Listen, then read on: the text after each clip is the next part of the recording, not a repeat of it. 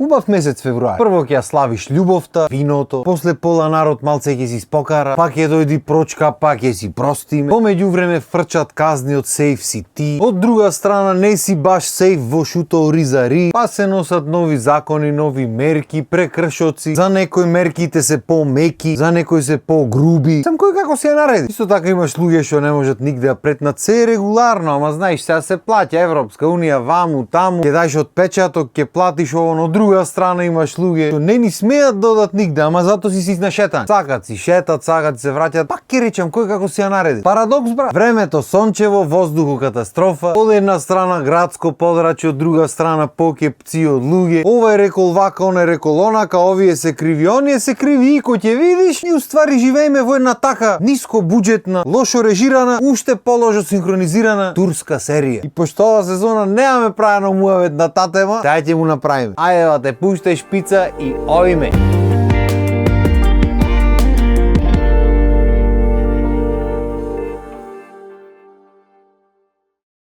Едно од првите видеа вакви што ги направив, ако не се лажам второто во живото, беше за турските серии. Тоа беше негде периодот на короната, кај што сакале не ќе левме заглавени дома и се јас во веко нема седнам таква работа гледам, ама пример ке слезев кај моите да јадам, ти има пуштено турска серија, сакал некел дури јадиш го слушаш муавет. И тогаш најпопуларен беше Керем. И за кој беше Керем, како се викаш серијата, емоте паш не знам да ти кажам. Име на турска серија што го памтам е Лисијата Паѓа, пошто за време на Идол одеш. На секоја реклама на Идол беше Лисијата Паѓа. Другите наваму врска немам кој како. И оттоаш од кога помина короната, некако се поретко начеквам такви работи, арно, ама сега со малиот. Ке си дојдиш дома порано, ке си играш со него, пуштен телевизор обрчи и од нигде никаде ќе почти некоја серија, пошто само тоа има по другите телевизии. Не се тие ко нас вака македонска програма да пушта, да пушти нешто туѓа продукција, троќе му клајме ние на македонски да види. И готово. То какви вредности има, шо има, зашто има, не е бит. И се ќе брчи телевизор и ќе почти некој од тие, ти не му обрнуваш внимание, си играш со малиот тука, си правиш нешто, ама ги слушаш во позадина. А бога ми, скроз се искуручени во давањето на серии луѓе. Јас не знам шо прат последно. Порано се знаеш, почнува нова епизода на серијата и почнува од почетокот на новата епизода. Значи почнува новата епизода 00 и тера натаму до крајот на таа епизода. Невате. Денес знаеш како ги дават? Ја дава полојна предходната епизода, ја дава ова епизода, после дава полојна од следната епизода. Што технички треба утре да гледаш, треба изненадување да видиш. Уствари не е тоа утре, тоа е утра. Уште не разбрав за кој утра се работи, ама добро. И се наместо се поделени епизодите да има некаква, не знам, тензија измеѓу, да ти е мерак од вај да чекаш да почни да видиш, невате. Овие ќе ја дат полојна предходната за да си допреш таму што си правиш вечера, ова она си завршиш, па ќе продолжи новата, па насред новата ќе бувнат вести нешто, врска да нема полсат да забореш зашто се правеше муавет, па ќе продолжи новата и после тоа мава утре ќе гледат и уже полсат тера. И наредниот ден тој полсат што потроши вчера пак го трошиш, што ти од почеток пак ќе ти го дат тоа. Ти седи уживај. Полсат ќе потрошиш од предходната, полсат од тој полсато за утра што ќе гледате, и ти што муавет истото, па и репризи 200 ќе дат. Што значи да сакаш не можеш да пропуштиш епизода. 200.000 пати го гледаш истото. Е толку ни е гајле за нашето. Што ќе се малтретират, ќе плаќат телевизиите или ќе измислуваат емисии или не знам што. Не бе ба. Купи таму негде така. Пошто зашто нешто земи, дај му тука ичпари за да синхронизираат таму некои глумци и завршена работа. Ти ги речиш од кај знаеш дека ичпари може земат пари. Знаеш од кај знам? Од те ако земаја пари кој што треба, може да ќе го прочитаја тој тексто со малце поке внимание и љубопитност, ме сваќа. Може да всушност ќе посветеа малце труд на приказна. Од и ова што го слушам јас ми звучи толку незаинтересирано, значи немам да ви опишам. Прво и основно текстоите се читат буквално скроз. Ти не можеш да преведиш фрази буквално веќе. Мора да има смисла муабет. После тоа исто така емоции се преведват буквално. Значи сака некој таму да изрази некаква емоција на збунетост или на возбуда или на нешто, на уплашеност, појма немам. И не слушаш емоција што ни е позната нас за таква ситуација, го пример. Или ау, шо рече? Или кој што прат американците, вау. Невате, знаеш шо прат овие?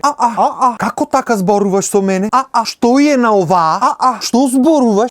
Добро ве, кој го измисли тоа? Кој во векот, во светот, ми да речам кој е рекол со? Кој во векот има изреагира реагирам на било шо. Шо е то? Шо емоција е таа? Во кој јазик постои во свет? Мислам, може постои негде, јас не дека сум сезнаен, појма неа, може стварно некој во веков во светот прави за било шо. Ама јас го немам чуен. И на крајот на денот дури да прави некој што не е никаква емоција, треба буквално да се речи. Не може да се направи како што ние правиме нешто. Там јас разбирам договори дека мора да е така како што е речено, направено и сите марифети. Интерпретацијата на нештото треба да се направи така како што звучи во државата во која се прикажва во моментот. Пошто ова испаѓа кој исто, например, сега да одиш Америка и да му збораш на англиски, ама конструкцијата на реченицата по македонски да ти биде. Да му речиш where are you? What do you have? Кај си бе, шо има? Шо му бе, море. Не еднаш два пати. Едно-две реакцијата таа е која е таа, море.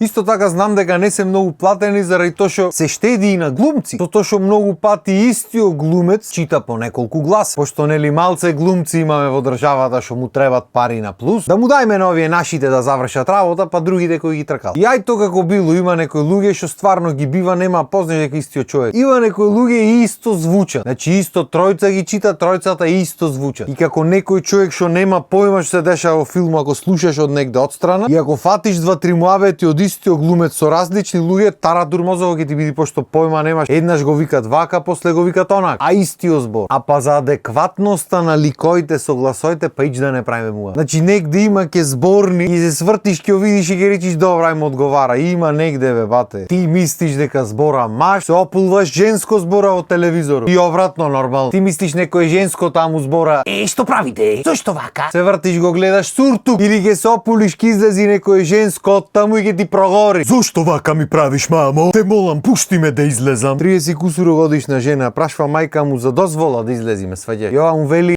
не може. Како тоа? Ќе се вратам дома до 10 часот, ветувам.